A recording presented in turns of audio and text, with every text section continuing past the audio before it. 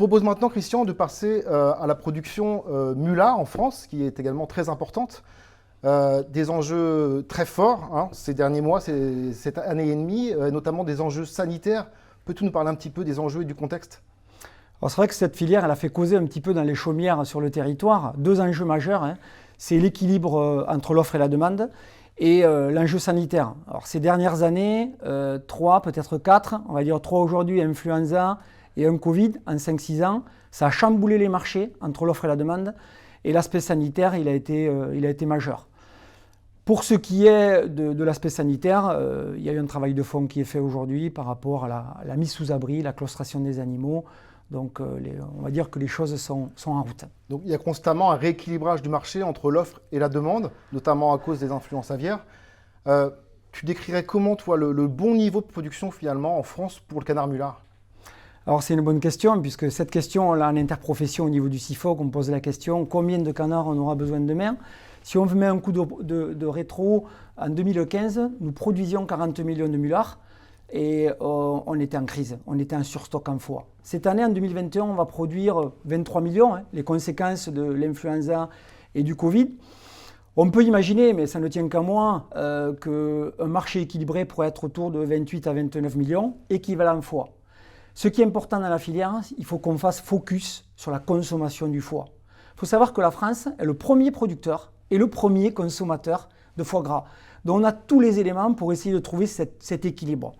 Pour ce qui est de la viande, on trouvera des solutions alternatives. On en parlait peut-être juste avant.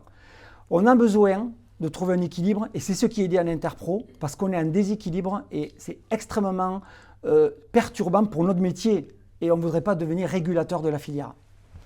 Alors justement, la filière mulard, Jean-Michel Marsan, directeur amont de la business unit Maison Montfort au sein d'Euralis, nous en parle dans un interview qu'on vous diffuse maintenant.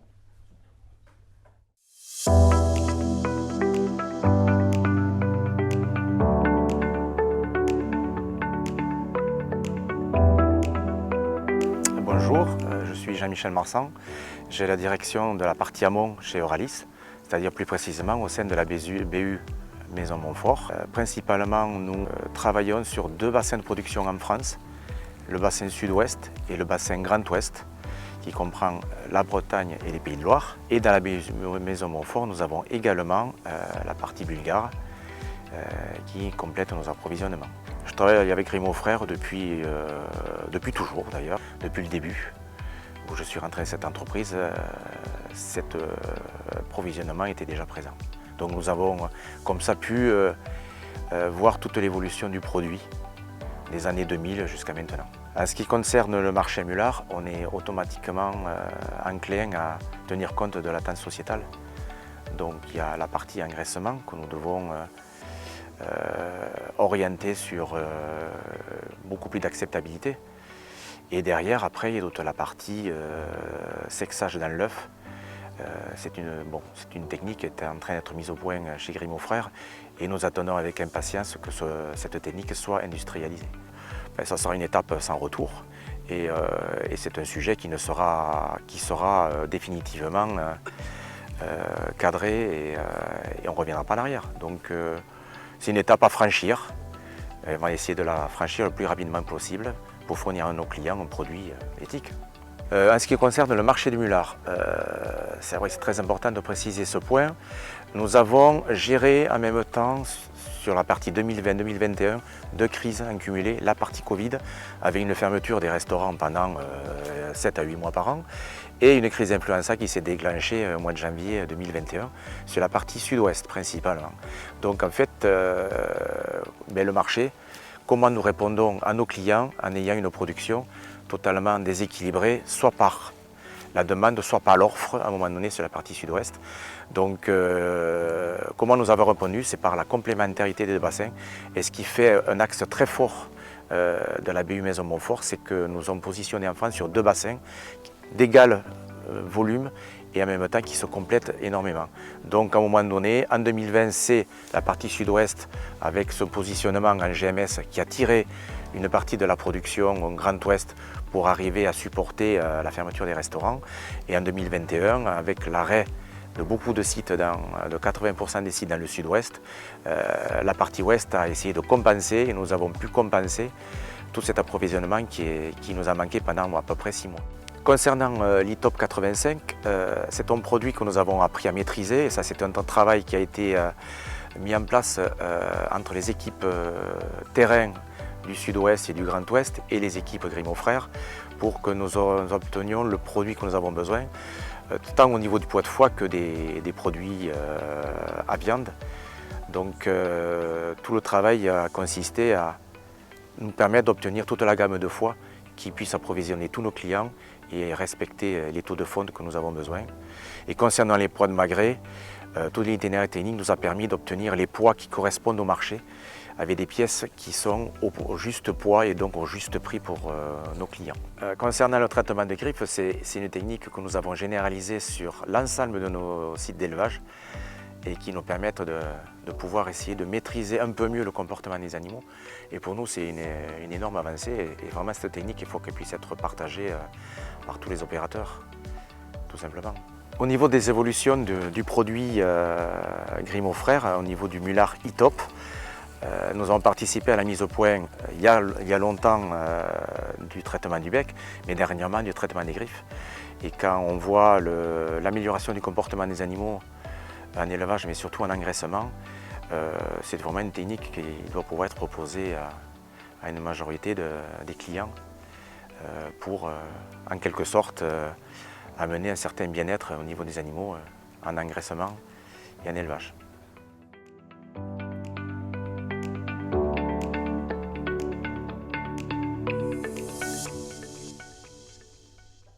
Christian, tu disais tout à l'heure que le maillon accouvage pouvait devenir ou jouer le rôle de régulateur pour la filière.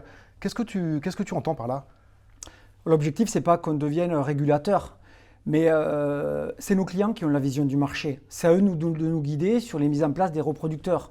Il faut savoir que dans notre métier, l'inertie, elle est de 18 à 24 mois entre le choix génétique, l'élevage et l'exploitation des cheptels. C'est des valeurs immobilisées qui sont très importantes. Il est vrai que ces dernières années, entre les influenza, le Covid, nos clients ont été un peu perturbés.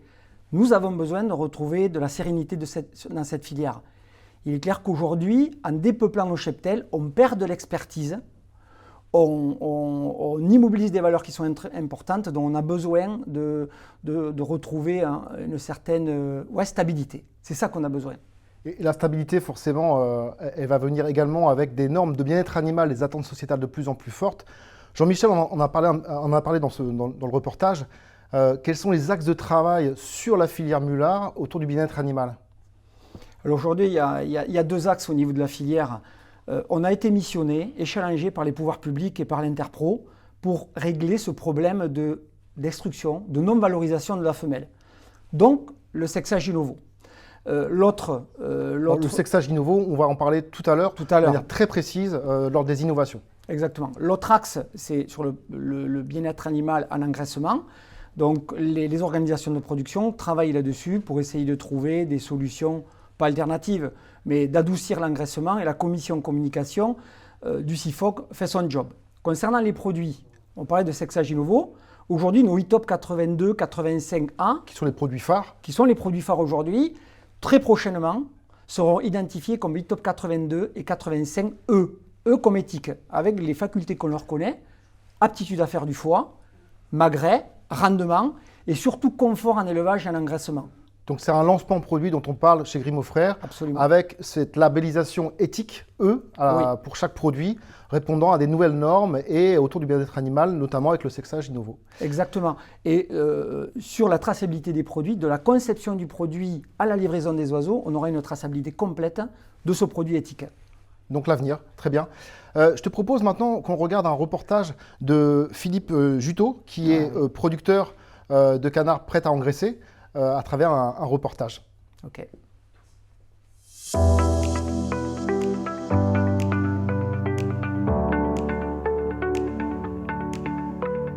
Je m'appelle Philippe Juteau, je suis éleveur de canards prêts à gaver à la Garnaudière de la Gaubretière, petite commune vendéenne située tout près du Puy du Fou. Nous exploitons, mon épouse et moi, sur une petite exploitation de 15 hectares, orientée essentiellement sur la production de prêt à gaver avec comme annexe une production touristique gîte plus chambre d'hôte. L'exploitation est répartie de manière suivante, 7 bâtiments, 3 de 300 et 4 de 600, ce qui fait un total de 3200 m², où nous élevons des lots de 15 000 canards prêts à gaver destinés à l'engraissement.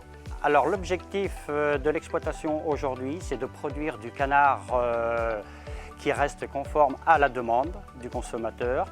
Ça, nous sommes coachés aujourd'hui par la maison Auralis qui travaille en partenariat avec le groupe Grimaud et la maison Sanders pour l'aliment. La recherche de la souche reste néanmoins prédominante pour mener à bien ces dossiers. Aujourd'hui, ce que l'on veut, c'est avoir un produit qui reste tout de même facile à élever, facile pour l'engraisseur, puisque nous avons la particularité dans notre production d'être à 2 producteurs pour obtenir le même produit, ce qui n'est pas vrai dans toutes les productions et ce n'est pas toujours facile. Donc nous travaillons depuis 25 ans avec la société Euralis qui travaille donc en partenariat avec le groupe Grimaud, dont nous travaillons nous évidemment. Nous travaillons donc surtout depuis 5 ans avec ce groupe Grimaud qui nous fournit les canetons que vous pouvez voir ici. Nous avons pu constater de nettes améliorations en termes d'élevage, c'est-à-dire qu'au début les animaux pouvaient paraître peut-être un petit peu nerveux, mais aujourd'hui la génétique fait que tout est rentré dans l'ordre et tout se passe pour le mieux de notre côté et surtout pour le gaveur. Les produits utilisés de chez Grimaud Frères sont donc la souche E-Top 85.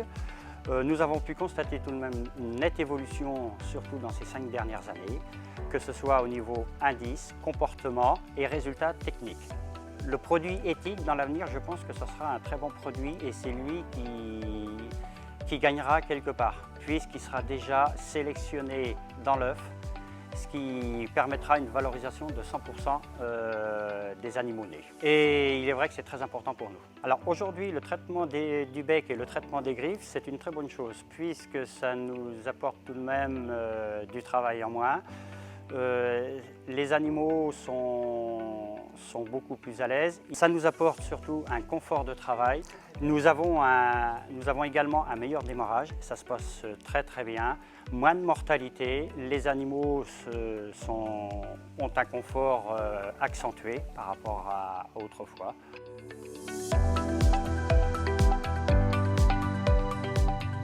Ouais, si on fait un net recul dans les 5 dernières années, on a réellement observé qu'il y a une belle augmentation du poids des animaux et donc du coup on a des poids de magrets qui correspondent tout à fait à nos objectifs. Non seulement dans le bassin sud-ouest pour la partie GP mais aussi au niveau du bassin ouest. Et après ce qu'on voit depuis 2 ans c'est une réelle progression, une réelle capacité des animaux à engraisser pour faire notre produit emblématique, le foie gras. Aujourd'hui, si un éleveur hésite à utiliser la souche Grimaud, je lui dirais, il n'y a pas de question à se poser, il faut y aller puisqu'elle est E-Top.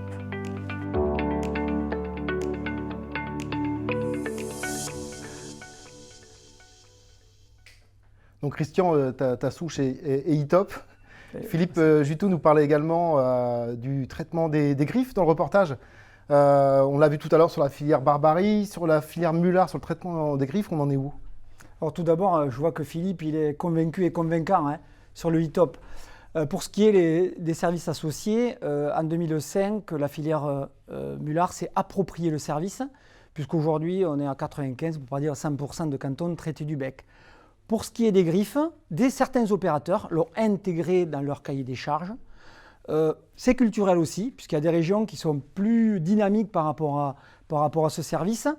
On peut imaginer que d'autres régions vont le devenir aussi, contraints peut-être par rapport à la claustration, ou élever un canard en claustration sans le traiter des griffes, ça pourrait être compliqué. Oui, tu me disais tout à l'heure qu'il y avait à la fois une dynamique dans le changement de la façon de produire, mais également des contraintes sanitaires qui amènent finalement à aller vers ce type de produit à l'avenir. Clairement, clairement. Christian, je te remercie beaucoup de ton œil éclairé sur nos filières. Merci à toi, Julien.